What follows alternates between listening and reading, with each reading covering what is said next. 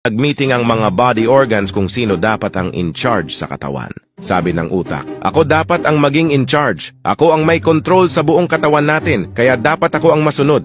Sumagot yung lungs, ako dapat ang maging in charge. Ako ang nagbibigay ng oxygen sa katawan at ang dahilan kung bakit kayo buhay. Sumagot din yung tiyan.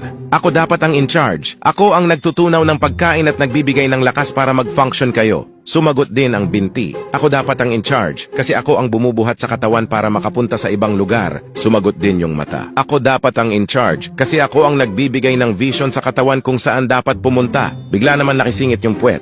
Ako dapat maging in charge kasi ako ang naglalabas ng basura sa katawan. Lahat ng body parts ay nagtawanan at ininsulto ang sinabi ng puwet. Kaya nagtampo ito at hindi nag-function. Makalipas ang ilang araw ay nagkaroon ng utak ng sobrang sakit na headache.